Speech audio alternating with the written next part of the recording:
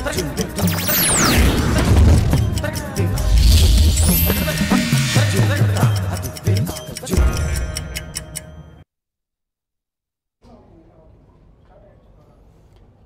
News தொலைக்காட்சி நேயர்கள் அனைவருக்கும் வணக்கம். உங்களை மீண்டும் ஒரு 8 திசை நிகழ்ச்சியில் சந்திப்பதில் மிக்க மகிழ்ச்சி. ஒவ்வொரு நாளும் பல முக்கியமான விஷயங்களை பல்வேறு கோணங்களில் பார்த்து வருவதன் முயற்சி தான், அதை பல கோணங்களில் பார்ப்பதற்கான முயற்சி தான் இந்த 8 திசை நிகழ்ச்சி. இன்று நாம் பார்க்கவிருக்கின்ற தலைப்பு பாலில் கலப்படம், அதுவும் தனியார் நிறுவனங்கள் பாலில் கலப்படம் செய்வதாக பால்வளத்துறை அமைச்சர் திரு KT ராஜேந்திர பாலாஜி அவர்கள் குற்றம் சாட்டியிருக்கிறார். இது ஒரு முக்கியமான விஷயமாக பார்க்கப்படுகிறது. ஏன்னா பால் என்பது அனைவரும் உட்கொள்ளக்கூடிய பொருள். இதில் கலப்படம் என்பது மிகவும் முக்கியமான விஷயம். இதில் இவ்வளவு முக்கியம் இருக்கின்றதா, ஆனால் இது கடந்து போகக்கூடிய விஷயமா என்பதை குறித்து தான் இன்று பார்க்க போகிறோம்.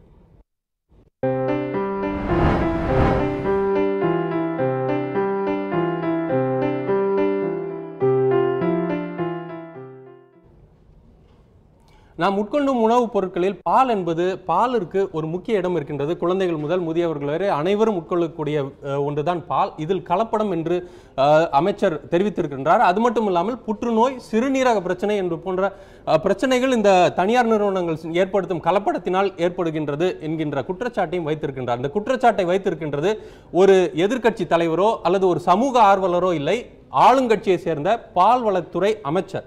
அவரே குற்றம் சாட்டி இருக்கிறார். இந்த குற்றச்சாட்டின் மீது அவர் ஏன் நடவடிக்கை எடுக்கவில்லை என்கின்ற பல்வேறு கேள்விகள் எழுந்திருக்கின்றது. இந்த குற்றச்சாட்டுகளில் உண்மைத்தன்மை இருக்கின்றதா, உண்மைத்தன்மை இருந்தால் நடவடிக்கை எடுத்து பொதுமக்களை காப்பாற்ற வேண்டிய கடமை அவருக்கு இருக்கின்றது போன்ற பல்வேறு கேள்விகள் இருக்கின்றது. அது மட்டுமல்லாமல் இன்றைய நிலை என்ன, பால் கொள்முதல் குறித்த பல்வேறு பிரச்சனைகள் இருக்கின்றது, இன்றைய நிலை என்ன என்பதை குறித்து விரிவாக பார்க்கலாம். இதை விரிவாக பார்ப்பதற்கு முன்னதாக அமைச்சர் KT ராஜேந்திர பாலாஜி அவர்களது கருத்து, அது மட்டுமல்லாமல் தனியார் பால் நிறுவனமான ஹாட்சன் நிறுவனத்தின் இயக்குனர் RG சந்திரமோகன் அவர்களது கருத்தை ஒரு தொகுப்பாக தற்போது பார்க்கலாம். தமிழகத்தில் சில தனியார் பால் விற்பனை நிறுவனங்கள் தாங்கள் விற்பனை செய்யும் பாலில் ரசாயனங்களை கலப்பதாகவும் அதன் மூலம் அதனை பருகுவோருக்கு உடல்நலக் குறைபாடு ஏற்படும் அபாயம் இருப்பதாகவும் பால்வளத்துறை அமைச்சர் ராஜேந்திர பாலாஜி புகார் தெரிவித்தார். என்ன மாதிரியான ரசாயனம் கலக்கப்படுகிறது என்பது குறித்து இதோ அவரே கூறுகிறார். பிரைவேட் பாலில் ஒரு சில பாலில் கிடையாது, ஆனால் பெருவாரியான பாலில் கலப்படம் இருக்கிறது, கெமிக்கல் சேர்த்து கன்ஃபார்ம் ஆயிடுச்சு. அது பார்மா டிலேடுங்கிற ஒரு கெமிக்கலு சேர்த்துருக்காங்க. அது எதுக்கு பயன்படுத்துன்னு கேட்டால் பொருள்கள் கெடாமல் இருக்கிறதுக்கு, மெடிக்கல் காலேஜில் பயன்படுத்தாங்க, உடல் கெடாமல் இருக்கிறதுக்கு, மற்ற எல்லா இதுகள் கெடாமல் இருக்கிறது. நான் ஓப்பனாக சொன்னால் மக்கள் இடத்துல பீதியை கிளப்புறாருன்னு சொல்கிறாங்க. ஆனால் மக்களை எச்சரிக்கைப்படுத்துறது அந்த பால்வளத்துறை அமைச்சருடைய கடமை இல்லையா? எனக்கு கிடைச்ச தகவலை நான் சொல்லணுமே வேண்டாமா? இது இந்த பார்மா டிலேடுங்கிற கெமிக்கல் இருக்கிறது எங்கள் லேப்லேயே நாங்கள் கன்ஃபார்ம் பண்ணிட்டோம். இப்போ மத்திய அரசு கட்டுப்பாட்டில் உள்ள மைசூர் லேப்பு மற்ற எல்லா லேப்புக்குமே நாங்கள் கொடுத்துருக்கோம். அரசு நிறுவனமான ஆவினின் தரம் குறித்து கேள்வி எழாமலா இருக்கும்? ஆவின் பாலின் தரம் குறித்து பரிசோதிக்கப்பட்டதா? இதோ அதற்கும் அமைச்சர் பதில் அளித்துள்ளார். ஆவின்ல நாங்கள் அந்த மாதிரி கலப்படம் எதுவுமே பண்ணுறது கிடையாது. நீங்கள் ஆவினில் தண்ணி கலந்து கேஸ் நடக்குது வைத்தியம் மேலே அப்படின்னு சொல்லியிருக்காங்க. சில எதிர்கட்சி தலைவர்கள் சொல்லியிருக்காங்க. வைத்தியம் மேலே கேஸ் போட்டதே புரட்சித்தலைவர் அம்மாவுடைய ஆட்சி தான். தண்ணி கலந்தான்னு சொல்லி கேஸ் போட்டு அவர் உள்ளே போய் தான் வெளியே ஜாமீனில் வந்திருக்காரு. தண்ணி கலந்ததுனால யாரும் இறந்துட மாட்டாங்க, அது தப்பு தான். ஆனால் கெமிக்கல் கலந்தால் உயிருக்கே சேதம். இந்த தகவலை நான் சொல்ல வேண்டாமா? அதுக்கு என்ன செஞ்சிருக்கீங்கன்னா அதுக்கு வழக்கு நடக்குது. அதுக்கு அம்மாவுடைய அரசு நடவடிக்கை எடுத்து வழக்கு நடக்குது. இப்போ நான் 6 மாதம் தான் பால்வளத்துறை அமைச்சராக வந்திருக்கேன். 6 மாதத்தில் நான் எல்லா மாவட்டத்துக்கு போய்கிட்டு இருக்கேன். எல்லா மாவட்டத்திலையும் பார்த்துட்டு எல்லாத்தையும் ஓரளவுக்கு எல்லா இடத்துலையும் செக் பண்ணி பார்த்துட்டு ஆவி நிர்வாகத்தில் எந்த முறைகேடு நடக்கப்படாதுன்னு சொல்லி கடுமையாக GM வச்செல்லாம் மீட்டிங் போட்டு, கடுமையாக MD வச்சு மீட்டிங் போட்டு செக்ரட்டரி வரைக்கும் சொல்லியிருக்கேன், CM வரைக்கும் சொல்லியிருக்கேன். அங்கே எந்த தவறு நடக்க வாய்ப்பே கிடையாது. அந்த தவறு நடக்குன்னு நீங்கள் சந்தேகப்பட்டீங்கன்னா அதையும் நீங்கள் எடுத்து போய் லேப்பு கொடுங்க. தமிழகத்தில் தனியார் பால் முகவர்கள் சங்கம் எத்தகைய குற்றச்சாட்டுகளை வேண்டுமானாலும் என் மீது கூறட்டும். தனியார் பாலில் கலப்படம் செய்யவில்லை என்பதை நிரூபித்தால் பதவி விலக தயார் என்றதோடு தூக்கில் தொங்கவும் தயார் என்கிறார் அமைச்சர் ராஜேந்திர பாலாஜி. ஒரு முகவர், அவர் பிரைவேட் பாலுக்கு முகவர், அவர் கமிஷன் அதிகமாக அவர் கிடைக்கிறதுக்காக வகுத்தறிச்சலில் பேசுகிறாரு. என் மேலே குற்றச்சாட்டு சொல்கிறாரு. என்னை ராஜினாமா பண்ண முடியுமான்னு கேட்டிருக்காரு அவர். நான் தயார். கெமிக்கல் இல்லைன்னு அவங்க நிரூபிச்சிட்டாங்கன்னா நான் ராஜினாமா பண்ண தயார். தூக்குள்ளவங்க தயார். இவங்க நிரூபிக்க முடியுமா கெமிக்கல் இல்லைன்னு? இவங்க கெமிக்கல் இல்லைன்னு நிரூபிக்க முடியுமா? கெமிக்கல் கலந்துருக்குது, கன்ஃபார்மாக கலந்துருக்காங்க, 100% கலக்குறாங்க. அதை கலக்கப்படாதுன்னு தான் சொல்கிறேன் நான். அது குழந்தைகளுடைய உயிர் பிரச்சனை. பச்சை குழந்தைங்க பால் குடிக்குது, அந்த பாலில் கலப்படம் சொல்லும் போது மக்கள் வந்து பயப்படுவாங்க. ஆரோக்கியா பாலில் எந்தவித ரசாயனங்களும் கலப்பது இல்லை என ஹாட்சன் அக்ரோ பொருட்கள் நிறுவனம் தெரிவித்துள்ளது. இதுகுறித்து கடந்த வியாழக்கிழமை செய்தியாளர்களை சந்தித்த அந்நிறுவனத்தின் தலைவரும் நிர்வாக இயக்குநருமான ஆர்ஜி சந்திரமோகன் தெரிவித்த கருத்துக்களை தற்பொழுது பார்க்கலாம். நம்ம வந்து பால் கொள்முதல் பண்ணுறதுலேருந்து நம்ம விற்பனை வர்ற வரைக்கும் ப்ராசஸ் முதற்கொண்டு கோல்டு செயினை மெயின்டைன் பண்ணுறோம். அதனால் we don't require any additives.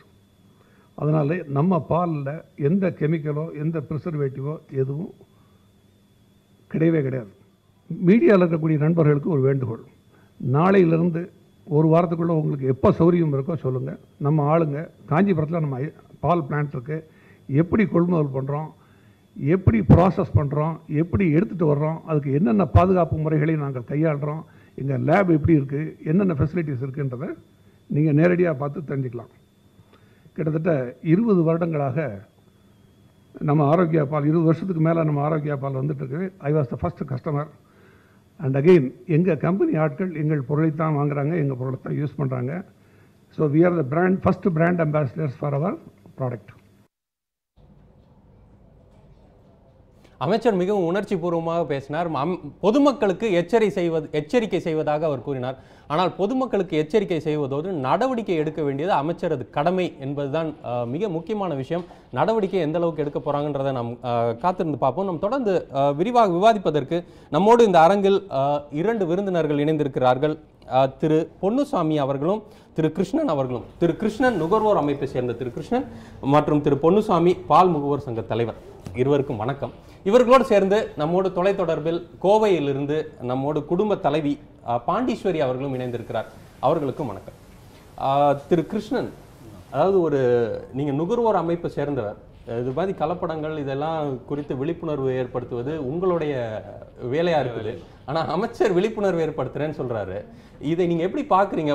இப்படி ஒரு கலப்படம் நடந்திருந்ததுன்னா அதற்கான நடவடிக்கை என்னெல்லாம் நடவடிக்கை எடுக்கக்கூடும்ன்றதை உங்க கருத்து சொல்லுங்கள். அதாவது 1956 உணவு கலப்பட தடை சட்டம் வந்தது.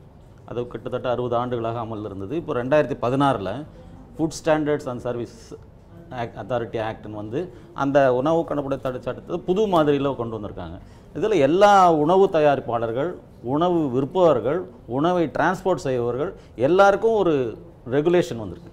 எப்படி நடந்துக்கணும், எப்படி உணவு தயாரிக்கணும், goods manufacturing act, manufacturing practices, food standards management system எல்லாம் பண்ணி, ஒரு டெய்ரினா எப்படி இருக்கணும், ஒரு ஸ்லாட்டர் ஹவுஸ்னால் எப்படி இருக்கணும், எப்படி அதை வியாபாரம் செய்யணும், எப்படி பேக் பண்ணணுன்ற மொத்த விஷயங்களையுமே சொல்லிக் கொடுத்து அது மாதிரி தான் விற்பனை செய்ய வேண்டும், அது மாதிரி தான் தயாரிக்க வேண்டும். கட்டுப்பாடுகள் இருக்கு. இப்போ ஒருவேளை அந்த கட்டுப்பாடை மீறவங்களுக்கான நடவடிக்கை என்ன நடவடிக்கை, உடனடியான நடவடிக்கை எடுக்கணும்? இப்படி பொதுமக்களுக்கு வந்து விழிப்புணர்வு தான் கொடுக்கணுமா, இந்த நிறுவனம் சரியில்லை அப்படின்னு விழிப்புணர்வு தான் கொடுக்கணுமா, இல்லை நடவடிக்கை இல்லை நான் சொல்கிறேன். இதில் வந்து ஒவ்வொரு மாநிலத்திலையும் ஃபுட் சேஃப்டி கமிஷனர்ஸ் இருக்காங்க. அவங்க கண்ட்ரோலில் ஒவ்வொரு மாவட்டத்திலையும் டெசிக்னேட்டட் ஆஃபீஸர்ஸ் 32, தமிழ்நாட்டில் 32 டெசிக்னேட்டட் ஆஃபீஸர்ஸ் இருக்காங்க. ஒவ்வொரு தாலுக்காவிலையும் ஃபுட் சேஃப்டி ஆஃபீஸர்ஸ் இருக்காங்க.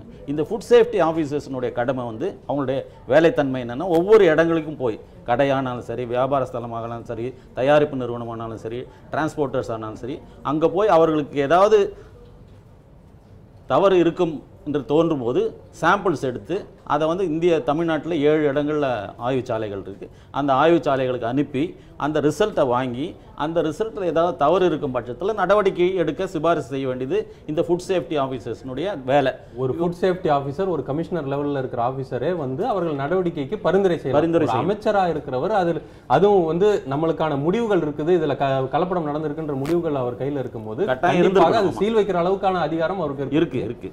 நாம் தொடர்ந்து பேசலாம். திரு பொன்னுசாமி, பால் முகவர்களுக்கான கோரிக்கைகள், நீங்கள் பல்வேறு கோரிக்கைகளை ஆரம்ப காலத்துலேருந்து வச்சுட்டு வரீங்க. எங்கள்கிட்ட இருந்து பாலை வந்து ஆவின் நிறுவனம் கொள்முதல் பண்ணுறதில்லை, கொள்முதல் பண்ணா சரியான விலை கிடைக்கிறது இல்ல, விலையை ஏற்றி கொடுக்கணும், இப்படி பல்வேறு கோரிக்கைகள் வச்சுட்டு வரீங்க. இப்போ தனியார் நிறுவனங்கள் மீது இப்படி ஒரு குற்றச்சாட்டு வருது.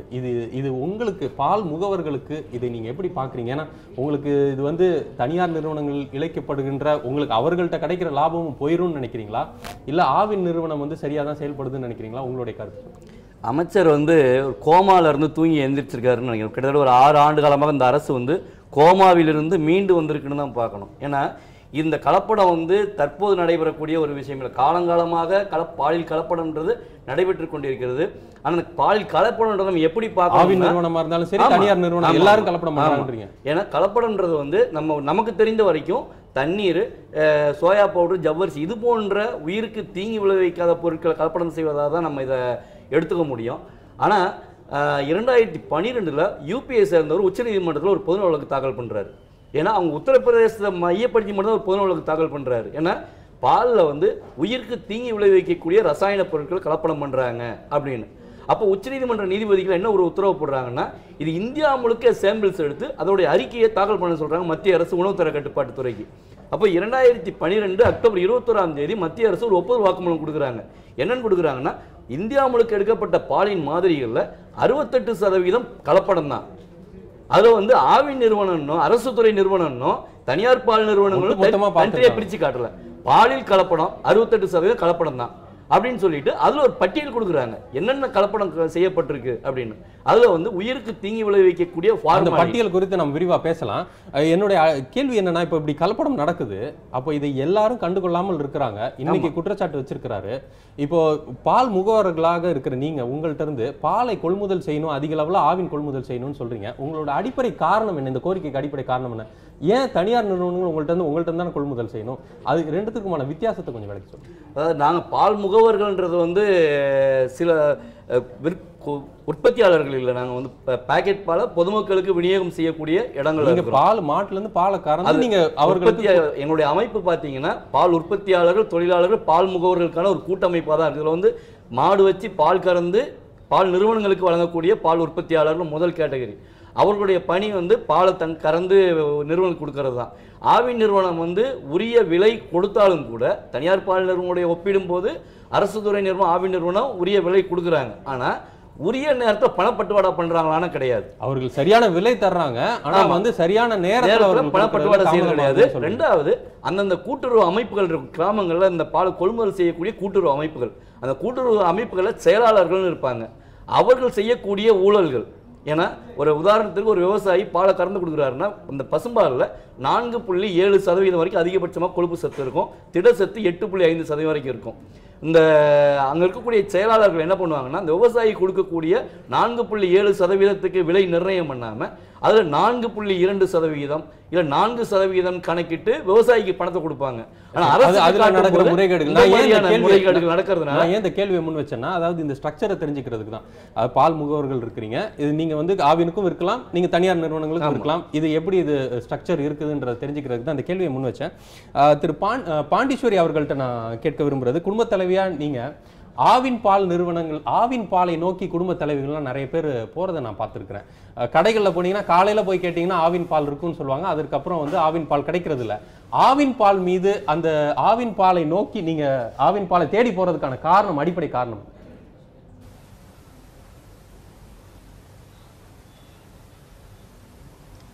அதாவது வந்து இதுவரைக்கும் வந்து யார் யாரோ வந்து ஆவின் பால், தனியார் பால் இப்படியெல்லாம் சொல்லிக்கிட்டு இருந்தக்கூடிய காலகட்டத்தில்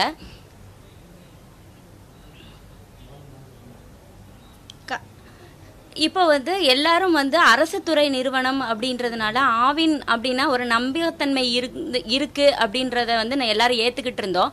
ஆனால் வந்து இன்னைக்கு என்னன்னா, அந்த துறை சார்ந்த அமைச்சரே வந்து அந்த பாலில் தனியார் பால்களில் வந்து கலப்படம் இருக்கு அப்படின்னா, அப்போ இவ்வளோ நாளாக இவங்க எல்லாரும் என்ன பண்ணாங்க அப்படின்ற ஃபர்ஸ்ட் ஒரு கொஸ்டின் ஒன்று இருக்கு. இன்னொன்று, குழந்தைங்களை ஒரு சின்ன சின்ன விஷயங்களை கூட வீட்டில் பார்த்து பார்த்து வளர்க்கக்கூடிய காலகட்டமாக இருக்கக்கூடிய இந்த ஹலோ தொடர்ந்து பேசுங்க.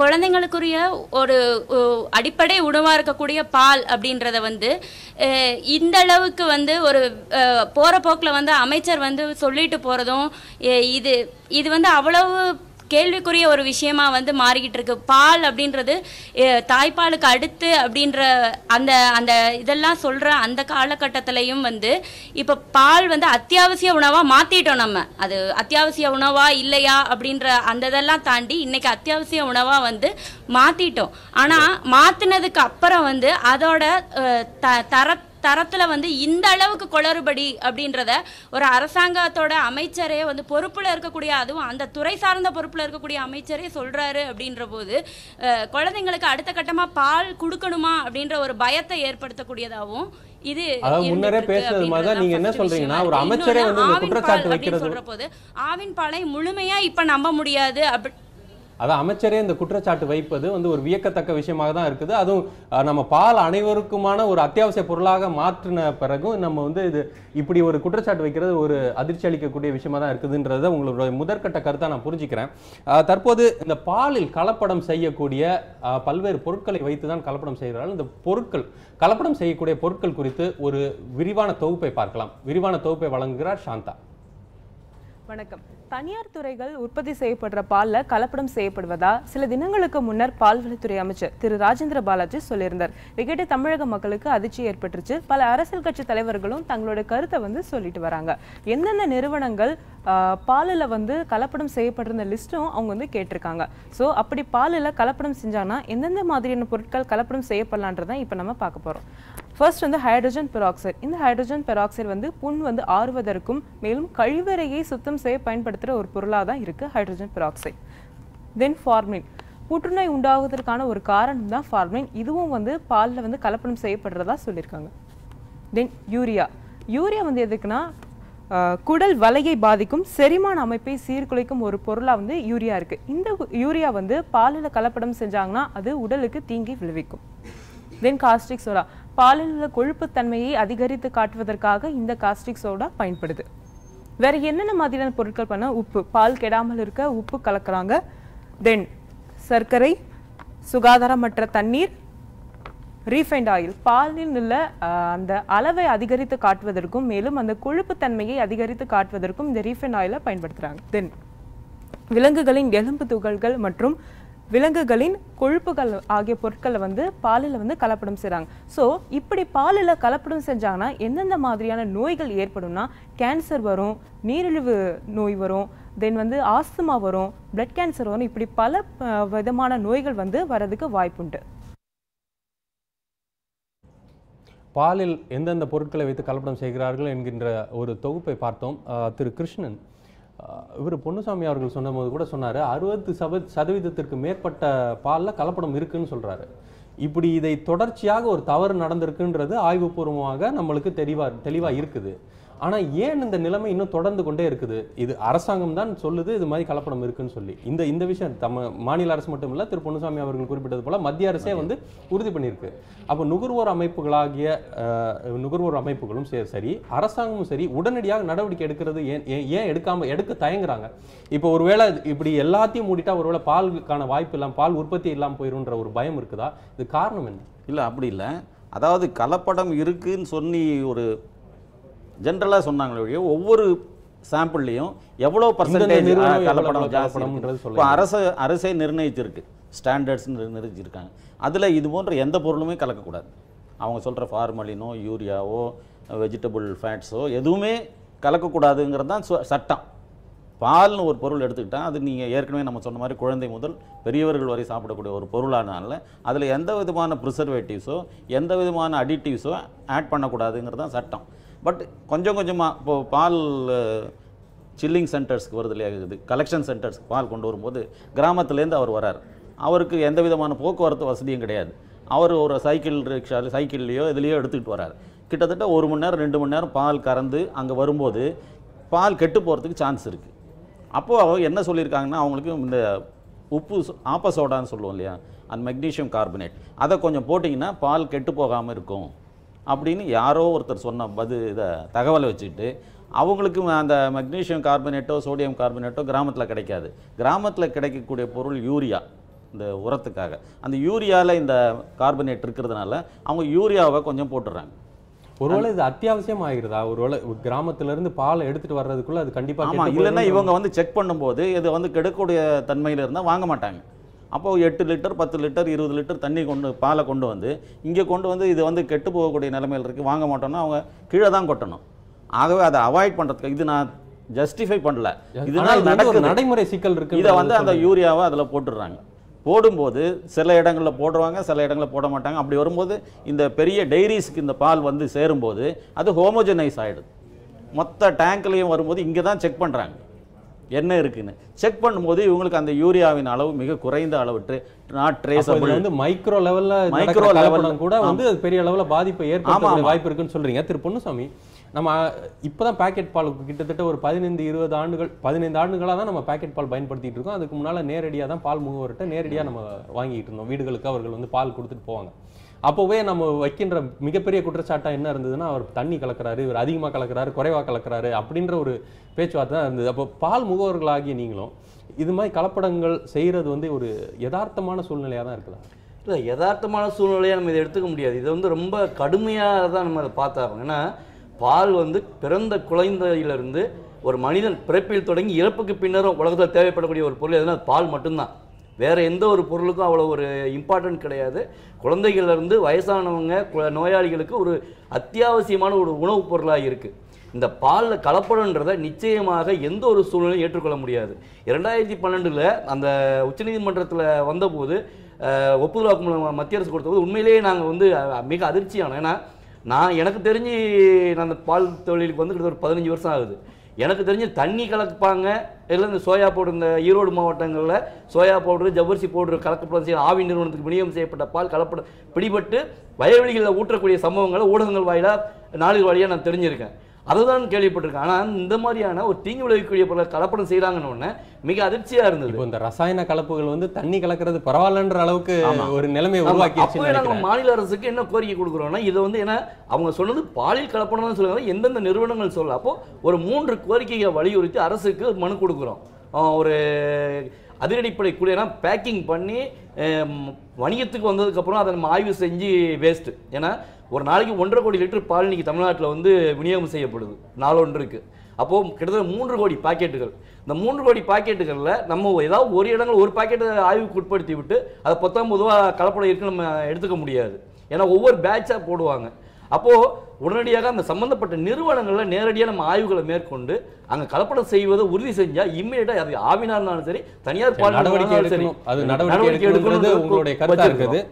பாண்டீஸ்வரி அவர்கள்ட்ட கேட்க விரும்புறது என்னன்னா, பொதுவாக குடும்ப தலைவர்கள்லாம் வந்து இப்போ நேரடியாக பால் கொள்முதல் பண்ணுறது, நேரடியாக பால் வச்சு மாடு வச்சுருக்கவங்கள்ட்ட வந்து பால் வாங்குறது இல்லை, பேக்கெட் பாலுக்கு தான் வாங்குறது தான் அவர்கள் விருப்பப்படுறாங்க.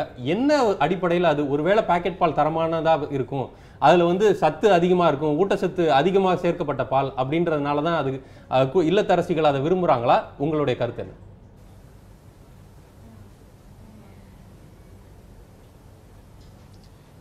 இல்லை, இப்போ வந்து என்னென்னா வந்து இப்போ இருக்கக்கூடிய இந்த நுகர்வு கலாச்சாரத்தில் வந்து எல்லாமே பாக்கெட்டில் இருந்தால் தான் வந்து அது தரமானது அப்படின்றத நம்மளோட எல்லா விதமான ஆய்வாளர்கள்லேருந்து டாக்டர்ஸ்லேருந்து எல்லாரும் சொல்லி சொல்லி சொல்லி சொல்லி இப்போ என்னென்னா வந்து எல்லாருமே பாக்கெட்டில் இருக்கிற ஃபுட் ஐட்டம் யூஸ் பண்ணுறது அப்படின்ற ஒரு பழக்கத்துக்கு மக்களை பழக்கிட்டோம் நம்ம. ஆனால் வந்து இப்போ வந்து என்ன ஆயிடுச்சு அப்படின்னா, பாலாக இருந்தது அப்படின்றது இன்னொன்று, அது வந்து வசதியான பொருளாகவும் பார்க்கப்படுது.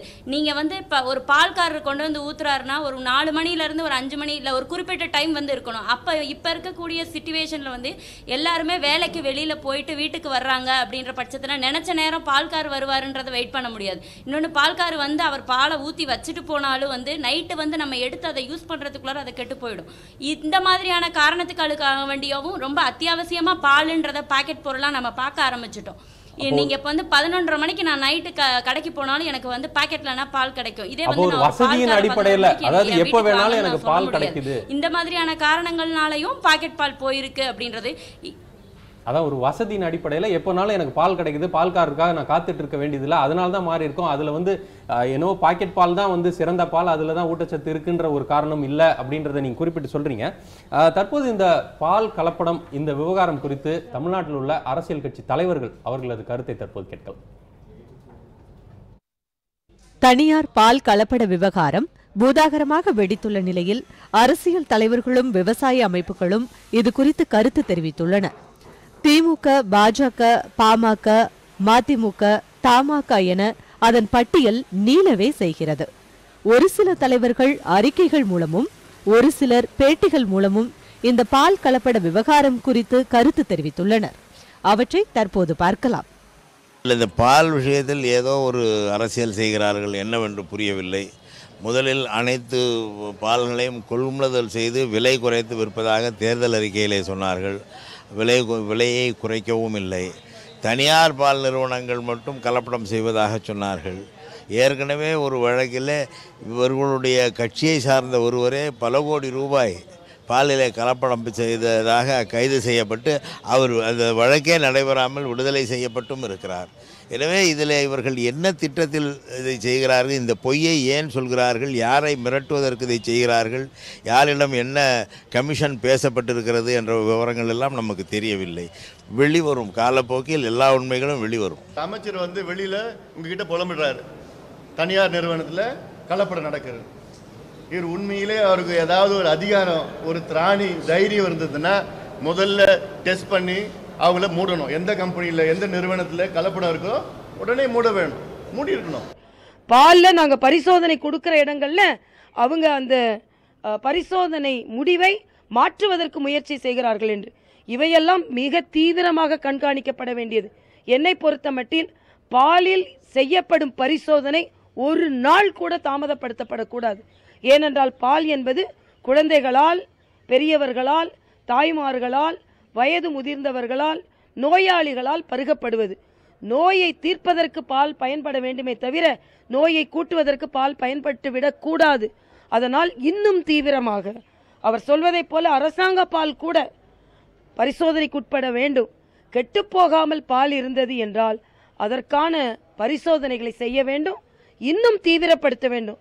நான் முதலிலேயே விசாரணை கமிஷன் அமைப்பதை விட எல்லா பால் நிறுவனங்களும் பரிசோதனைக்கு உட்பட்டு பரிசோதனையில் தவறு இருக்கிறது என்று தெரியப்பட்டால் அவர்களின் லைசன்ஸ் ரத்து செய்யப்பட வேண்டும்.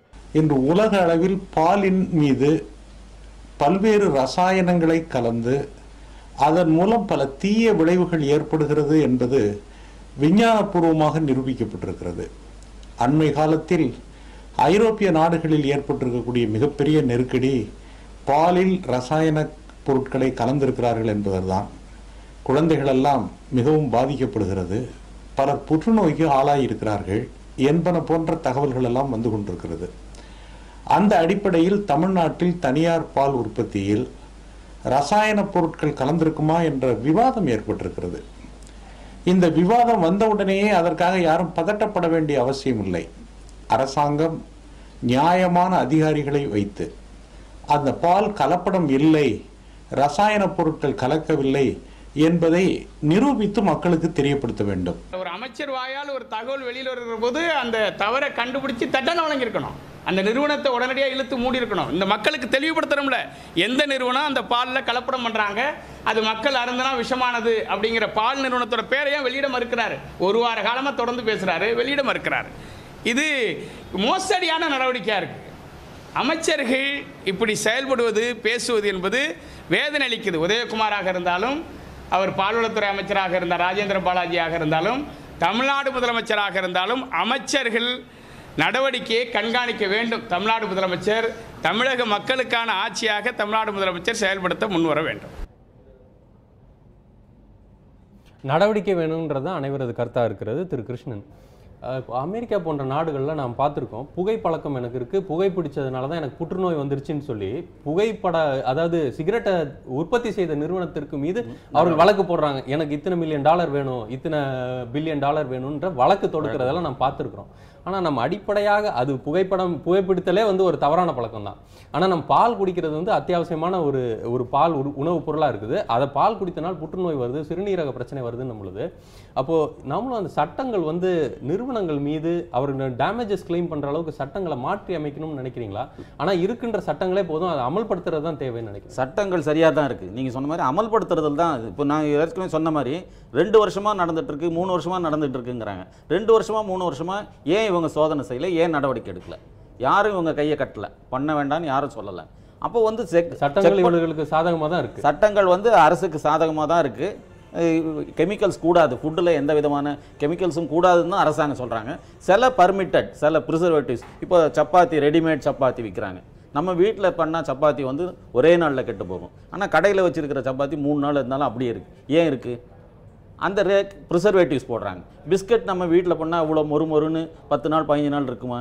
இருக்காது. அப்போ கடையில் விற்கிற பிஸ்கட் எப்படி மொறுன்னு இருக்குன்னா அதில் சில ஏஜென்ட்ஸ், சில கெமிக்கல் ஏஜென்ட்ஸ் போடுறாங்க. இதை வந்து அரசாங்கம் வந்து அவங்களுக்கு லைசன்ஸ் கொடுக்கும்போதே இந்தந்த கெமிக்கல்ஸ் தான் போடணும், இவ்வளவு தான் போடணும், பார்ட்ஸ் பர் மில்லியன் சொல்லுவாங்க.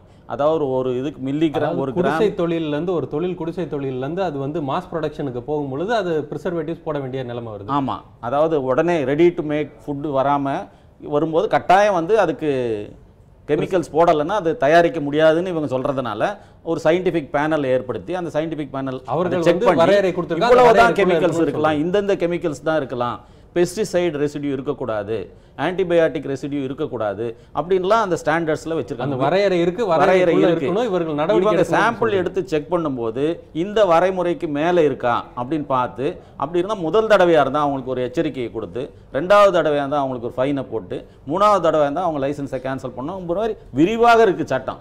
ஆனால் நடைமுறைப்படுத்தாது தான் இப்போ சிக்கலாக இருக்குது. திரு கிருஷ்ணன் அவர்கள் சொன்னது போல் குடிசை தொழிலாக இருக்குது. இப்போ முறுக்கு சுட்டு விற்றாங்கன்னா அன்றைக்கி வந்து ஒரு 10 வீட்டுக்கு கொடுத்துருப்பாங்க. அது ஒரு குடிசை தொழிலாக இருந்தது. அவங்க செய்கிற முறுக்கு அன்றைக்கே காலியாக போயிடலாம். ஆனால் இப்போ வந்து மாஸ் ப்ரொடக்ஷன் வரும்பொழுது அது சில மாதங்கள் இல்லை சில வாரங்கள் இருக்கிற அளவுக்கு அதை வந்து பதப்படுத்தி வைக்கணும். அதற்காக ப்ரிசர்வேட்டிவ்ஸ் போடுற விட நிலைமையாகுது. பாலுக்கும் இதே நிலைமை தான். அப்போது இப்போ பால் முகவர்கள் நீங்கள் வந்து பாலை வந்து பதப்படுத்துறதுக்கு, ப்ரிசர்வ் பண்ணுறதுக்கு உங்களுக்கு ஏதாவது போடுறதுக்கான அனுமதிகள் இருக்குதா? இல்லை உங்களுக்கு அதை டிரான்ஸ்போர்ட் செய்கிறதுக்கு அதற்கான குளிர்சாதன வசதிகள்லாம் ஏற்படுத்தப்பட்டிருக்குதா? உங்கள் தரப்புலேருந்து என்ன கோரிக்கை வச்சிருக்கீங்க? எந்த ஒரு உணவுப் பொருளுமே இயற்கைக்கு மாறா விநியோகம் செய்யப்படும் போது அதில் கண்டிப்பாக ஏதாவது ஒரு ரசாயனம் கண்டிப்பாக கலக்கப்படும். அது எழுதப்படாத ஒரு விதியாகவே கடைபிடிக்கப்பட்டு கொண்டிருக்கு. இன்னைக்கு மாட்டிலிருந்து பால் கறந்து 6 மணி நேரத்துக்குள்ள அதை முறைப்படி பதப்படுத்தி ஆகணும். ஏன்னா கிராமங்களில் ஒரு விவசாயி பால் கறக்குறாருன்னா 6 மணி நேரத்துக்குள்ள ஒன்று பயன்படுத்திடணும், இல்லை பதப்படுத்தணும். பதப்படுத்தலைன்னாலும் பயன்படுத்தினாலும் பால் கெட்டு போயிடும். பதப்படுத்துறது எப்படின்னா, அந்தந்த நிறுவனங்கள் வந்து பாலை கொள்முதல், அந்த விவசாயிகள்ட்ட இருந்து பாலை கொள்முதல் பண்ணக்கூடிய நிறுவனங்கள் முதல்ல தரத்தை தான் பரிசோதனை செய்வாங்க. ஏன்னா அது எவ்வளவு நேரம் கறந்த பால்னு, அதில் அசிடிட்டி ஃபார்ம் ஆகிருக்கா, அதில் பாக்டீரியா எவ்வளோ இருக்குது அப்படின்னு போன்ற தரத்தை பரிசோதனை செய்வாங்க. கொழுப்பு சத்து, திடசத்து, அதற்கடுத்தான கலப்படங்கள், அதில் யூரியா போன்ற பொருட்களை கலப்படம் செஞ்சுருக்காங்களான்னு. அப்படி கலப்படம் செய்யப்பட்டிருந்தால் அந்த பாலெல்லாம் வாங்க மாட்டாங்க, திருப்பி அனுப்பிச்சிருவாங்க. அது மட்டும் இல்லாமல் இப்போ நோயுற்ற மாடுகளுக்கு வந்து ஆன்டிபயோட்டிக் இன்ஜெக்ஷன் செலுத்துவாங்க. இந்த ஆன்டிபயோட்டிக் இன்ஜெக்ஷன் போட்ட மாட்டில் வந்து 7 நாளைக்கு பால் நம்ம சாப்பிடவே கூடாது. அந்த பாலை சாப்பிட்டோம்னா நமக்கு அந்த ஆன்டிபயோட்டிக் மருந்துடைய தாக்கம் நம்ம பொதுமக்களுக்கும் வரும். அதனால் அதனுடைய தாக்கத்தை எந்த அளவுக்கு இருக்குன்னு ஆய்வு செய்யக்கூடிய அளவுக்கு இன்னைக்கு தனியார் பால் நிறுவனங்கள்கிட்ட வந்து விஞ்ஞானம் ரொம்ப அட்வான்ஸான மிஷின்லாம் எக்யூப்மெண்ட்ஸ்லாம் வச்சு டெஸ்ட் பண்ணுறாங்க. அது அங்கே அந்த பாலை கொள்முதல் செய்து அதை 140 டிகிரி பேரன்ஹீட்டில் சூடு நிலைக்கு கொண்டு போகிறாங்க. சூடு நிலைக்கு கொண்டு போய் அதை வந்து உடனடியாக இன்னொரு பைப்பு மூலமாக கொண்டு போய் 2 டிகிரி செல்சியஸில் அதை குளிர்பத நிலைமைக்கு உடனடியாக அதை மாற்றுறாங்க. மாற்றி அதை பேக்கிங் செய்யும்போது 2 நாட்கள் வரைக்கும் நம்ம வைத்து அதை உடனடியாக குளிர்நிலை கொண்டு போய் பேக்கிங் பண்ணிவிடுவாங்க. பேக்கிங் பண்ணி முடிக்கும்போது ஆட்டோமேட்டிக்காக கூட நம்ம 1 நாள் 2 நாளைக்கு வச்சு பயன்படுத்தக்கூடிய ஒரு நிலைமையில் வரும். ஆனால் இன்னைக்கு பொதுவாகவே இன்னைக்கு அரசு துறையான ஆவி நிறுவனமானாலும் சரி, தனியார் பால் நிறுவனம் சரி, அமைச்சர் என்ன சொல்றாரு, 5 மணி நேரங்களுக்கு மேலே பால் இருந்து கெட்டு போனதான் அது பால், இல்லைன்னா பாலே இல்லைன்றாரு. அப்போ ஆவி நிறுவனம் எத்தனை மணி நேரம் கழித்து பொதுமக்கள் கை கிடைக்கின்றத ஒரு தெளிவான அறிவிப்பை அமைச்சர் கொடுக்கணும் இல்லையா? இல்ல அது பல்வேறு கேள்விகள் இருக்கு. அதுதான் சொல்றேன். அது அவர்கள் வந்து அரசு தரப்புல இருந்து விளக்கி சொல்லணும். கிட்டத்தட்ட ஒவ்வொரு பால் நிறுவனங்களும் பொதுமக்களுக்கு கொண்டு போய் சேர்க்கும் போது விவசாயிகளிடமிருந்து கறந்த நிலையிலிருந்து பொதுமக்கள் கைக்கு போய் கிடைக்கும் போது குறைந்தபட்சம் 60 மணி நேரத்திலிருந்து அதிகபட்சமாக 96 மணி நேரம் கழித்து தான் பொதுமக்களுக்கு போய் கிடைக்குது. அதான் இப்போ அந்த பதப்படுத்துறதுல போக்குவரத்துலாம் ஒரு குழப்பம் இருக்கு. அது உண்மையான நிலைமை வந்து மக்களுக்கு தெரியலன்றதான் உங்களுடைய கருத்தா இருக்குது. பாண்டீஸ்வரி அவர்கள்ட்ட கேட்க விரும்புறது என்னன்னா, நீங்க தொடக்கத்திலே சொன்னீங்க இப்போ வந்து பாக்கெட் பால் என்னத்துக்கு வாங்குறோம்னா அது வசதியா இருக்கு, எப்போ வேணாலும் ராத்திரி 10 மணிக்கு போனாலும் 11 மணிக்கு போனாலும் கடையில் போய் ஒரு பாக்கெட் எடுத்துட்டு வந்துட முடியுதுன்னு சொன்னீங்க. இப்போ இந்த வசதியே வந்து ஒரு கட்டத்திற்கு மேலே இப்போ போய் 1 மாதத்திற்கு வரைக்கும் ஃப்ரிட்ஜில் வைக்காம 1 மாதம் வரைக்கும் வைக்கிற அளவுக்கு, 1 வாரம் வைக்கிற அளவுக்குலாம் பாக்கெட் பால்கள் வந்திருக்குது. அது புதுவிதமான பால்கள்லாம் இருக்குது. இப்போ இது போன்ற விழிப்புணர்வு இல்லை. இப்போ இந்த மாதிரியான பால்களில் வந்து பதப்படுத்த பொருட்கள் அதிகமாக இருக்கும், ரசாயனம் இருக்கும். இப்போ இந்த விழிப்புணர்வு இல்லாதனால தான் மக்கள் வந்து இந்த மாதிரி பாக்கெட் பால்களுக்கும் பதப்படுத்தப்பட்ட பால்களுக்கும் போறாங்கன்னு நினைக்கிறீங்களா?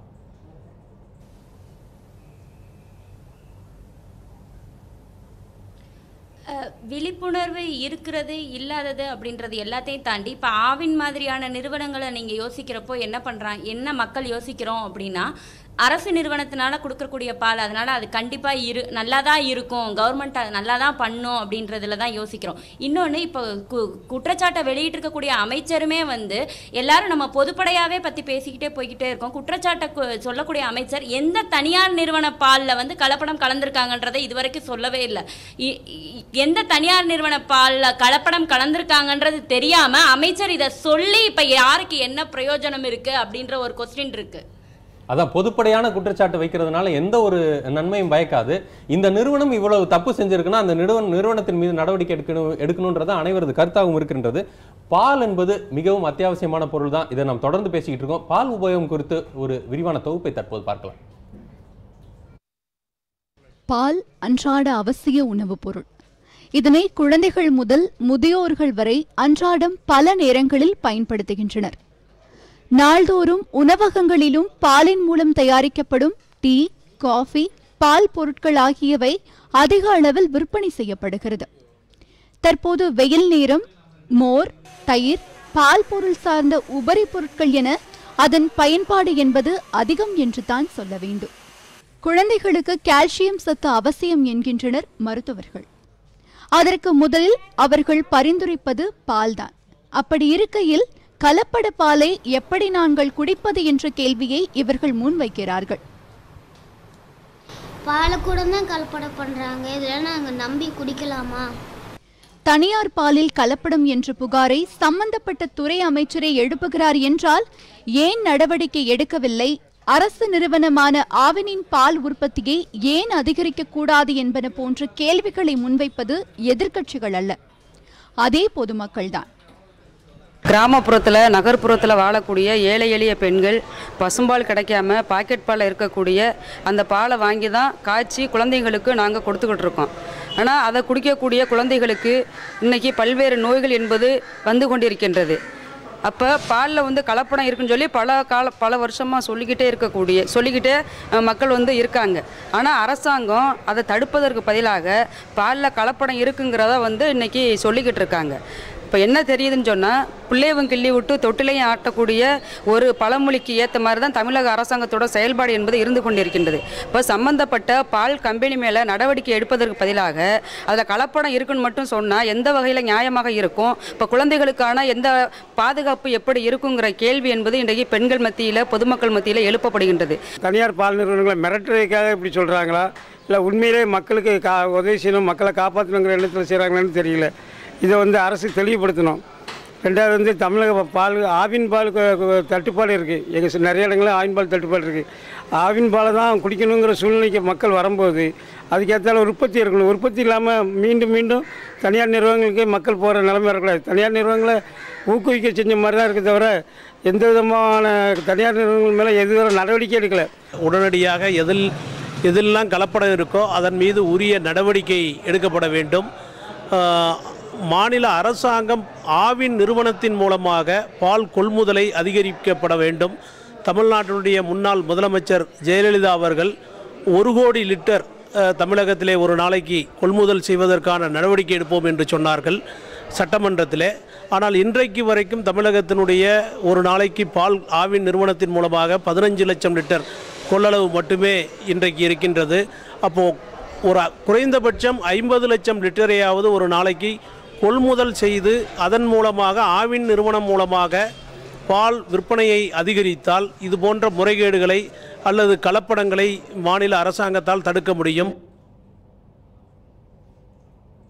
அமைச்சரது கருத்து பல்வேறு கேள்விகளை எழுப்பியிருக்குது. அதுவும் குறிப்பாக விழிப்புணர்வு அதிகமாக இருக்கிற இந்த சூழ்நிலையில் மக்கள் பல்வேறு கேள்விகளை கேட்க தான் செய்வார்கள். திரு பொன்னுசாமி, இப்போ ஜல்லிக்கட்டு போராட்டத்தப்போ வந்து மிக முக்கியமான விவாதங்களாக வந்து இந்த A1 பால், A2 பால், நாட்டு மாட்டு பால், ஜெர்சி மாட்டு பால், இப்படி பல்வேறு விவாதங்கள்லாம் நடத்திக்கிட்டு இருந்தோம். நாட்டு மாட்டு பால் தான் வந்து ரொம்ப நல்லது, A2 பால் தான் நல்லது, A1 பாலில் வந்து பல்வேறு நோய்கள் வருதுன்னு சொன்னோம். இப்போ இந்த விவாதத்தை மாற்றி பாலில் கலப்படம்னு கொண்டு போனதுக்கு அப்புறமா இது கலப்படம் இல்லாத பால் கொடுத்தா போதும், A1 இருந்தானே A2 இருந்தானேன்ற விவாதம் மாறுறதுக்கான ஒரு திசை திருப்புற ஒரு முயற்சியா நீங்க அதை பாக்குறீங்களா? இல்ல இது பல்வேறு கேள்விகள் அவர்கள் மக்கள் எழுப்புனது போல ஒருவேளை ஒரு பால் நிறுவனங்களை மிரட்டி அவர்கள் எதுவும் அமைச்சர் மிரட்டுறதுக்காக இப்படி சொல்றாரா அப்படின்ற பல்வேறு கேள்விகள் இருக்குது. உங்களோட பார்வை? இதுல 2 விஷயத்தை நம்ம இதில் பார்க்குறோம். ஒன்று, பொதுமக்கள் சொன்ன மாதிரி தனியார் பால் நிறுவனங்களை மிரட்டி அதன் மூலமாக ஆதாயம் அடையக்கூடிய நிலை ஒன்று. இரண்டாவது, மக்கள் வந்து இப்போ அரசுக்கு எதிராக நிறைய விஷயங்கள்ல தன்னெழுச்சியை கிளர்த்தெழுந்து போராடிக்கிட்டு இருக்காங்க. குறிப்பாக டாஸ்மார்க்கு, விவசாயிகள் பிரச்சனை, வறட்சி, குடிநீர் பிரச்சனை, இது போன்ற நிகழ்ச்சி இதில் வந்து தொடர்ந்து போராடிக்கிட்டு இருக்காங்க. அந்த போராட்டத்தை திசை திருப்பக்கூடிய ஒரு நிகழ்வாக தான் நாங்கள் இதை பார்க்குறோம். ஏன்னா நம்ம பொதுமக்களுக்கு பொதுவாகவே ஒரு இயற்கையாக என்னென்னா, ஒரு பழைய பிரச்சனையை மறக்கணிக்கணும்னா புது பிரச்சனையை உருவாக்கிட்டா போதும். பழைய பிரச்சனை மக்கள் மறந்துடுவாங்க. அதாவது சின்ன கோடை மறைக்கணும், பக்கத்தில் ஒரு பெரிய கோடை போட்டா போதும் அப்படி மாதிரி. அதுமாதிரி இப்போ பாலை பற்றி கொடநாடு பிரச்சனை போய்கிட்டு இருந்தது. இப்போ பாலை பற்றி பேச ஆரம்பிச்சோன்னா சமூக ஆர்வலர்கள் இருந்து, பொதுமக்கள் இருந்து, அரசியல் கட்சிகள் இருந்து, அனைத்து ஊடகங்களுமே இன்னைக்கு பாலை பத்தி தான் பேசிக்கிட்டு இருக்கோம். வேற எந்த பேச்சுமே இல்லை. இன்னைக்கு தமிழகம் மட்டும் இல்ல, இந்தியா முழுக்க பாலை பத்தி பேசக்கூடிய ஒரு நிலை வந்திருக்கு. அதுவும் பால் விஷயத்திலே பல்வேறு நம்ம முன்னர் பேசினது போல தண்ணி கலப்படம் பண்ணிட்டு இருந்ததை நம்ம ரொம்ப ஒரு மிகப்பெரிய விஷயமா பேசிக்கிட்டு இருந்தோம். இப்போ தண்ணி ஊத்தினாலும் பரவாயில்ல, ரசாயனத்தை கலக்காதுன்னு சொல்ற நிலைமைக்கு நம்ம வந்துட்டோம். இதை குறித்து இப்போ பால் என்பது மிகவும் அத்தியாவசியம். அதன் தேவை எவ்வளவு இருக்குது, அதன் விநியோகம் எவ்வளவு இருக்குன்றது, இதை குறித்து ஒரு விரிவான தொகுப்பை தற்போது பார்க்கலாம். தமிழகத்தின் பால் உற்பத்தி என்பது நாள் ஒன்றுக்கு 2 கோடி லிட்டர். ஒரு நாள் தேவை என்பது 1.5 கோடி லிட்டர். ஐஸ்கிரீம், மோர், தயிர் உள்ளிட்ட பால் உபரி பொருட்கள் தயாரிப்புக்கு என 50 லட்சம் லிட்டர் பயன்படுத்தப்படுகிறது. அரசு நிறுவனமான ஆவின் தரப்பில் நாள் ஒன்றுக்கு 25 லிட்டர் பால் விநியோகிக்கப்படுகிறது. எனவே மீதமுள்ள பால் என்பது தனியார் வசமே. தனியார் பால் உற்பத்தி என்பது நாள் ஒன்றுக்கு 1.25 கோடி லிட்டர். கடந்த 15 ஆண்டுகளுக்கும் மேலாக தமிழகத்தில் பாக்கெட் பால்தான் 90% விற்பனை செய்யப்படுவதாக தெரிய வருகிறது. வெளி மாநிலங்களில் இருந்தும் பாக்கெட் பால் தமிழகத்திற்கு விற்பனைக்கு கொண்டு வரப்படுகிறது. தமிழகத்தில் பால் விற்பனையில் தற்போது முன்னணி விற்பனை நிறுவனமாக ஆவின் நிறுவனம் இருந்து வருகின்றது. தற்போது தனியார் பாலில் கலப்படம் என்ற புகாரால் தனியார் பால் விற்பனை என்பது 25% அளவிற்கு பாதிக்கப்பட்டுள்ளது. இது ஒரு புறம் இருக்க, அமுல் நிறுவனம் பால் விற்பனையை குஜராத் மாநிலத்திலும் பால் துணைப் பொருட்களை இந்தியா முழுவதும் விற்பனை செய்து வருகின்றது. கடந்த 2016-17 நிதியாண்டில் பால் பொருட்களின் விற்பனை மூலம் 27,000 கோடி ரூபாய் இலக்கை எட்டிய அமுல் நிறுவனம் வரும் 2020 ஆண்டிற்குள் 50,000 கோடி ரூபாய்க்கு விற்பனை இலக்கை நிர்ணயித்துள்ளதாக தகவல் வெளியாகி உள்ளது.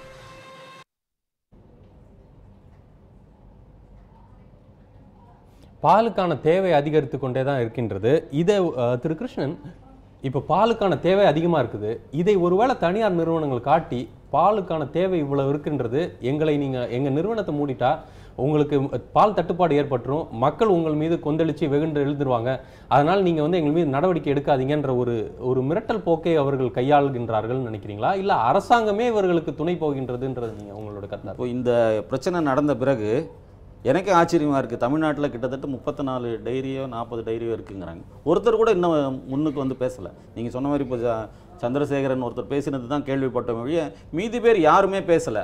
அப்போ தனியார் அவரோட ஸ்டாண்ட் மட்டும் தான் விலைக்கு சொல்லியிருக்காரு. ஆரோக்கிய பால் நிறுவனரும் அவரும் சொல்லியிருக்காரு. அவங்களோட மற்றவங்க யாரும் வந்து நீங்கள் சொன்ன மாதிரி அவர்களுக்கு எதிராக அரசு இது பண்ணுன்னு சொல்லலை. இப்போ அவங்களுக்கு கட்டாயம் இதில் எந்த விதமான பங்கும் இல்லைன்னு நினைக்கிறேன். அவங்க வேலையை செஞ்சுட்டு இருக்காங்க. அரசு தான் இதை கிளப்பியிருக்கு. இப்போ தனியார் நிறுவனம் யாரும் வந்து இதில் கலந்துருக்கு, அவங்க ஆவினை பற்றி குறை சொல்லியோ எதுவுமே சொல்லலை. இப்போ 2 ஆண்டுகளுக்கு முன்பு பால் விலை பிரச்சனை இது பண்ணும்போது கூட நம்ம கிட்டத்தட்ட ஒரு ஸ்டேஜுக்கு வந்தது ஆவின். அப்போ வந்து தனியார் நிறுவனங்கள் தான் கை கொடுத்தது. தனியார் நிறுவனங்களுடைய பாலை தான் எல்லாரும் வாங்கினாங்க. அப்புறம் இவங்க அதில் ஏதோ 2 ரூபாய் 3 ரூபாய் கூட்டினாங்க, அது பிரச்சனை தீர்ந்தது. தனியார் நிறுவனம் கொள்முதல் தான் அதிகம், விலை கொஞ்சம் 2 ரூபாய் ஆவினோட 2 ரூபாய் ஜாஸ்தி கொடுத்து வாங்கினாங்கன்றது தான் இப்போ பிரச்சனையே. ஆனால் ஆவினுக்கு அந்த விலை கொடுக்க முடியல, அதனால் அவங்களால கொள்முதல் செய்ய முடியல. அந்த பிரச்சனையை தீர்ப்பதற்காக, திசை திருப்பதற்காக தனியார் நிறுவனம் பூரா மோசம். ஒரு திசை திருப்ப முயற்சின்னு சொல்றீங்க. தனியார் நிறுவனங்கள் வந்து பால் தேவையை பூர்த்தி செஞ்சாங்க. ஆனாலும் இன்னைக்குமே வந்து மக்கள் பெரிதும் நோக்கி போவது வந்து ஆவின் பாலை நோக்கி தான் போறாங்க. அது ஆவின் விலை பால் தட்டுப்பாடு குறைவுங்கிறதுனால. இருக்குன்றது தான் ஒரு யதார்த்த நிலைமையா இருக்குது. விலை குறைவுங்கிறதுனால ஆவின் போனோம். இப்போ 2 ஆண்டுகளுக்கு முன்பு மேகி இல்ல விலை குறைவையும் தாண்டி ஆவின் பாலின் தரம் நல்லா இருக்குன்றது அது வந்து சயின்டிபிக்கா அது கரெக்டா இல்லையான்றது அடுத்த கேள்வி. ஆனா இல்லத்தரசிகளும் மக்களும் விரும்பி போறது ஆவின் பாலை நோக்கி தான் போறாங்கன்றது தரம் சரியா இருக்குன்றது யாருமே டெஸ்ட் பண்ணி பார்க்கல. இதனுடைய புரோட்டீன் அளவு எவ்வளவு, இதுல லாக்டோஸ் ஒரு கருத்து உருவாக்கம் இருக்கு. கருத்து உருவாக்கம் அவ்வளவுதான். இப்போ மேகி 2 வருடங்களுக்கு முன்பு பிரச்சனை வந்தது. மேகி சரியில்லைன்னு ஒரு சின்ன ஒரு ஆய்வு தான், ஒரு சாதாரண ஒரு ஃபுட் இன்ஸ்பெக்டர் தான் கண்டுபிடிச்சு சொன்னார். அடுத்த 2 நாட்களுக்குள்ள இந்தியா முழுக்க மேகியை கடைகள்லேருந்து எடுத்தாங்க. அது சட்டம் இருக்கு, ரீகால் ப்ரொசீஜர்ஸ் சட்டம் இருக்கு. இல்ல நம்ம தொடர்ந்து பேசுறது போல அவர்கள் நடவடிக்கை எடுக்கிறதுக்கான வாய்ப்பு இருக்கு. ஆனா ஏன் எடுக்கலன்றதான் ஒரு கேள்வியா இருக்குது. தற்போது பால் நாம் தொடர்ந்து பேசலாம். திரு பாண்டீஸ்வரி, இப்பொழுது பால் மீது கலப்படம் இருக்குன்றது எல்லாம் பல்வேறு விஷயங்களை பேசணும், நடவடிக்கை எடுக்கணுன்றது நம்மளுடைய கருத்தாகவும் இருக்கிறது. நிகழ்ச்சியோட இறுதிக்கு வந்திருக்கோம். உங்களுடைய நிறைவு கருத்தா அரசாங்கத்திலிருந்து நீங்க என்ன எதிர்பார்க்கிறீங்க? ஒருவேளை அரசாங்கம் செயல்படலைன்னா உங்களுடைய அடுத்த கட்ட முடிவு, ஒருவேளை நாங்கள் பாக்கெட் பாலை பயன்படுத்த மாட்டோம் என்கின்ற விழிப்புணர்வை ஏற்படுத்தி நாங்கள் மீண்டும் பால் முகவர்கள்ட்டே நேரடியாக கொள்முதல் செய்வோன்ற மாதிரியான முடிவுகள் எடுக்க முடியும்னு நினைக்கிறீங்களா? இல்லை நீங்கள் அரசாங்கத்திலிருந்து உங்களுடைய எதிர்பார்ப்பு என்ன?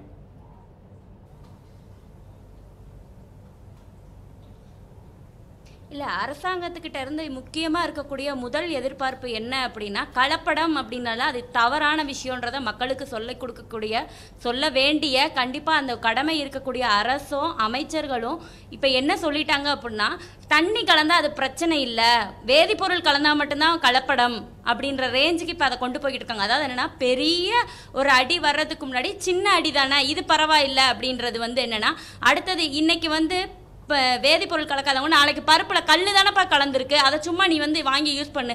அப்போ என்னன்னா 1 கிலோக்கு 1/4 கிலோ கல் கலந்தாலும் அது கல் தானே, அது வேதிப்பொருள் கிடையாதுல்ல அப்படின்றத அடுத்த கட்டமாக சொல்ல வருவாங்க. இதுக்கு அடுத்தது அது என்ன வரும் அப்படின்னா, அமைச்சர் வந்து தூக்கு மேடைக்கே போவேன் அப்படின்றதெல்லாம் சொல்லிக்கிட்டு இருக்கிறாரு. ஆனால் அமைச்சர் வந்து தூக்கு மேடைக்கெல்லாம் போவேணாம், தூய்மையான பால் கிடைக்கிறதுக்கு மக்களுக்கு என்ன தேவையோ அந்த தேவையை முதல் கட்டமாக செஞ்சு கொடுக்கணும் அப்படின்றது தான் எங்களோட பொதுமக்களாக இருக்கக்கூடிய எங்களோட தேவை, எங்களோட வேண்டுகோளை அரசுக்கிட்ட வச்சு. உணர்ச்சி வசப்பட்டு கருத்துக்கள் சொல்றது தேவையில்லை, எங்களுக்கு செயல்பாடு தான் முக்கியன்றதை ரொம்ப தெளிவாக விளக்கி சொன்னீங்க. உங்களுடைய கருத்துக்களுக்கு மிக நன்றி பாண்டீஸ்வரி. தற்போது மருத்துவருடைய கருத்து காவேரி நியூஸ் தொலைக்காட்சி சார்பாக நாங்கள் கேட்டிருந்தோம். அந்த கருத்தை தற்போது கேட்கலாம். கொழுப்பு குறைவாக இருக்கும் பால், கொழுப்பு நடுத்தரமாக இருக்கும் பால், அதிகமாக இருக்கும் பால் என்ற விற்பனையின் யுக்தியின் போது கொழுப்பு தனியாக பிரித்தெடுக்கப்பட்டதை பின்பு பால் அடைத்து வெளியே விற்பதற்கு முன்பு சேர்த்து விற்கிறார்கள். இரண்டாவதாக பால் பற்றாக்குறை, பால் கொள்முதல் பற்றாக்குறை இருக்கும் பட்சத்தில் வியாபாரத்திற்கு அதிகமாக பால் தேவைப்படுமானால் பாலை பவுடர்களாக மாற்றி வைத்திருந்து அந்த நேரத்தில் அதை கரைத்து அதை பாலாக மாற்றி பாலுக்கு ஏற்பட்ட ஒரு திடத்தன்மையை உருவாக்கி விற்பனை செய்கிறார்கள். இதுவும் வியாபாரத்திற்கு மறுக்கப்பட்ட ஒரு உண்மை அல்ல, மக்களுக்கும் நன்றாக தெரிந்த விஷயம். இவைகளில் கெமிக்கல் இருக்கிறதா என்றால் கெமிக்கல் இல்லாமல் இருக்கலாம், ஆனால் இயற்கையான ஒன்றாக இதை கருத முடியாது. மருத்துவர் கருத்தை பார்த்தோம். நிகழ்ச்சியின் நிறைவுக்கு வந்திருக்கிறோம். உங்களுடைய நிறைவு கருத்தா திரு பொன்னுசாமி, இப்போ உடனடியாக நடவடிக்கை எடுக்கணுன்றதுல உங்களுக்கு மாற்று கருத்து இருக்க முடியாது, யாருக்குமே மாற்று கருத்து இருக்க முடியாது. உடனடியாக என்னென்ன நடக்கக்கூடும்னு நினைக்கிறீங்க நீங்க? அதாவது இப்போ உடனடியாக நம்ம அரசுகிட்ட நம்ம எதிர்பார்க்கக்கூடியது வந்து மாநில அரசு கையில் சுகாதாரத்துறை இருக்குது. சார் சொன்ன மாதிரி மத்திய அரசுடைய உணவுத்தர கட்டுப்பாடு வந்து 32 மாவட்டங்களையும் இந்த உணவுத்தர கட்டுப்பாட்டு அதிகாரிகள் இருக்காங்க. உடனடியாக மாநில அமைச்சர் நினைச்சா 1 மணி நேரத்தில் எல்லாரையும், ஒரு நாளைக்குள்ளே சென்னைக்கு எல்லாரையும் அசம்பிள் பண்ண முடியும். எல்லா அதிகாரிகளையும் ஒரு கூட்டத்தை போட்டு இம்மிடியேட்டாக இதுவரைக்கும் எடுக்கப்பட்ட நடவடிக்கைகள் என்ன, அவருடைய அறிக்கையை கொடுங்க. அதிகாரிகளுக்கு உடனடியான உத்தரவு மூலமாக அவர்கள் வந்து நடவடிக்கை ஆய்வுகளை மேற்கொண்டு இந்த ஓரிரு நாட்களுக்குள்ள தமிழகம் முழுக்க கூடிய அனைத்து தனியார் பால் நிறுவனங்களும் அரசு துறை நிறுவனம், ஏன்னா 17 ஒன்றியங்கள் ஆவின் நிறுவனம் பேக்கிங் செய்யப்படுது. அனைத்து அந்த ஒன்றியங்களுக்கு கூடிய ஆவின் பால் பாக்கெட்டும் சாம்பிள்ஸ் எடுங்க, அவருடைய ஆய்வுகளை அதற்கான அதிகாரம் அவருக்கு இருக்கு, கட்டமைப்பு இருக்குன்றது வந்து நம்ம மக்களுக்கு வெளிப்படைத்தன்மையோடு அறிவிக்கணும்னா, இது வந்து இப்போ 19 தனியார் பால் நிறுவனம் சொல்லிட்டு போயிட்டாரு, நான் அதை நிர்வகிக்கலாம், நான் தூக்குமடையாரும் தயார்னு. அவர் விரைவில் அமைச்சர் பதவியை ரிசைன் பண்ணக்கூடிய ஒரு சூழ்நிலை வந்து, ஏன்னா புனேக்கு அமைச்சிருக்கேன்னு சொல்லியிருந்தார். இந்த ஆய்வுகள் மாதிரியை வந்து நாங்கள் புனேத்துக்கு தரக்கட்டுப்பாட்டு அதிகாரிகளுக்கு அமைச்சிருக்கோன்னு. ஆனால் அங்கேருந்து இன்றைக்கு ஒரு ஊடகங்களில் வந்திருக்கக்கூடிய செய்தி என்னன்னா, அந்த மாதிரியான ஆய்வுக்கான சாம்பிள்ஸ் எதுவும் தமிழ்நாட்டிலிருந்து வரல சொல்றீங்க. இது பல்வேறு குளறுபடிகள் இருக்கு, தெளிவு வேணும்னு சொல்றீங்க. அந்த ஜூன்ல தான் வந்து தமிழ்நாட்டில இருந்து அதுல தனியார் பால்கள் ரசாயனம் இல்லைன்னு சொல்லியிருக்காங்க. அப்போ அமைச்சருடைய கருத்து இதிலே பொய்ன்னு ஆகி போயிடுது. அப்போ இது ஏதோ ஒரு தனியார் பால் நிறுவனத்தை மிரட்டுவதற்கான ஒரு நடவடிக்கையா இருக்கு. அவர் விரைவில் அமைச்சர் பதவியை ராஜினாமா செய்வதற்கான நாள் நெருங்கி கொண்டிருக்கின்றது எங்களுடைய தமிழ்நாடு பால் முகவர்கள் தொழிலாளர் சங்கம் சார்பாக எதிர்பார்த்து கொண்டிருக்கிறோம். அமைச்சர் ராஜினாமா செய்யறாரோ இல்லையோ, நம் மக்களுக்கு ஒரு வெளிப்படை தன்மை வேணும்ன்றதான் நம்ம அனைவரது கருத்தா இருக்குது. உங்களுடைய இறுதி கருத்தை சுருக்கமா? அதாவது பால் மட்டும் இல்ல, உணவுப் பொருள் எல்லாமே கலப்படம் இல்லாமல் இருக்க வேண்டும். கலப்படம் இல்லாத ஒரு உணவை கொடுப்பதற்கு அரசாங்கம் முன்னுக்கு வர வேண்டும். அந்த அரசு வந்து மற்றவர்களை தனியாரானாலும் சரி, மற்றவர்களானாலும் சரி, இது ஒரு குளோபல் எக்கானமி வந்துடுச்சு. இப்போ வந்து அரசு தான் எல்லாத்தையும் நடத்தணும், நேஷனலைஸ் பண்ணிட்டு போங்க. என்னத்துக்கு அந்த பிரைவேட் பால்? நீங்களே நேஷனலைஸ் பண்ணி மொத்த பாலையும் நீங்களே ப்ரொக்யூர் பண்ணுங்க, கொடுங்க. இப்போது குளோபலைசேஷன் உலகம் பூரா நடந்துட்டு இருக்கு. அப்படி இருக்கும்போது இங்கே ஒரு தனியார் எதிர்ப்பு கொள்கைன்றது நியாயம். தனியாரை மட்டும் தாக்குறது எதிர்க்கிறது வந்து சரியா வராது. இந்த உலகமயமாக்கலான சூழ்நிலையில நாம் அனைவரும் அரசு ஒன்றுபட்டு செயல்படணும். உலகின் பால் தயாரிப்புல முதலிடம் வகிக்கிறது. அப்போ இது மாதிரி தவறான தகவல்களை கொடுக்கும்போது இந்தியாவில இருந்து எக்ஸ்போர்ட் ஆகிற பால் பொருட்களை மற்ற நாடுகள் வாங்காத இந்தியாவோட கலங்கம் வர்றதுக்கான வாய்ப்பு கூட இருக்குதுன்னு நீங்க சொல்றீங்க. இதை உங்கள் நிறைவு கருத்தா எடுத்துக்கிறேன். உங்கள் கருத்து பகிர்வுக்கு நன்றி. தற்போது பல்வேறு விஷயங்கள் பால் குறித்து பேசணும். அதாவது உணவுப் பொருட்களில் கலப்படம், மருந்துகளில் கலப்படம், இப்படி பல்வேறு விஷயங்களில் கலப்படம் என்பது அதிகரித்து கொண்டே வருகின்ற இந்த சூழ்நிலையில் அமைச்சருடைய கருத்து தனியார் பால் நிறுவனங்கள் தான் கலப்படம் செய்கின்றது, அரசு நிறுவனமான ஆவின் நிறுவனத்தில் எந்த விதமான கலப்படம் இல்லை என்று சொல்றது ஒரு குழப்பத்தை, ஒரு கேள்வி, பல்வேறு கேள்வியை எழுப்பி இருக்கின்றது. அதுவும் குறிப்பாக மக்கள் மத்தியில் விழிப்புணர்வு அதிகமாக இருக்கின்ற இந்த சூழ்நிலையில் மக்கள் ரொம்ப தெளிவாக கேள்வி கேட்கிறாங்க. உங்களுக்கு அதிகாரம் இருக்கின்றது, அந்த அதிகாரத்தை செயல்படுத்துவதற்கான கட்டமைப்பு இருக்கின்றது, இத்தனை அதிகாரிகள் இருக்கிறார்கள், நீங்கள் ஏன் அதை நடவடிக்கை எடுக்கல? நடவடிக்கை எடுக்கிறது மட்டும் இல்லாமல் நீங்கள் ஏன் வெளிப்படை தன்மையாக இந்த நிறுவனம் இவ்வளவு கலப்படம் செய்திருக்கின்றது என்கின்ற தகவலை வெளியிடாமல் நீங்கள் இப்படி பொத்தாம் பொதுவாக அறிவிப்பு கொடுக்கின்றது எந்த விதத்திலும் சரியில்லை என்கின்றது தான் அவர்களது கேள்வியாக இருக்கின்றது. இதையும் தாண்டி, இந்த விஷயத்தையும் தாண்டி ஒரு நீண்டகால திட்டமாக வெளிப்படை தன்மையும் அனைத்திலும் நேர்மை இருக்க வேண்டும். அதுவும் குறிப்பாக உணவுப் பொருட்கள், மருந்து போன்ற பொருட்கள்ல கலப்படம் இருக்கக்கூடாது. மக்களை நோயிலிருந்து காப்பது மருந்து பொருட்கள், மக்கள் வாழ வைப்பது உணவுப் பொருட்கள், இதையெல்லாம் கலப்படம் நிச்சயமாக இருக்கக்கூடாது என்பதுதான் அனைவரது கருத்துமாக இருக்கின்றது. இதுதான் 8 திசையின் கருத்துமாக இருக்கின்றது. உங்கள் நேரத்தை காவேரி நியூஸ் தொலைக்காட்சி நேயர்களோடு பகிர்ந்து கொண்ட விருந்தினர்கள் அனைவருக்கும் நன்றி. இந்த நிகழ்ச்சியை பார்த்த நேயர்கள் உங்களுக்கும் நன்றி. மீண்டும் ஒரு நல்ல நிகழ்ச்சியில் சந்திக்கின்ற நண்பர்களை தொடர்ந்து இணைந்திருங்கள் காவேரி நியூஸ் தொலைக்காட்சியோடு.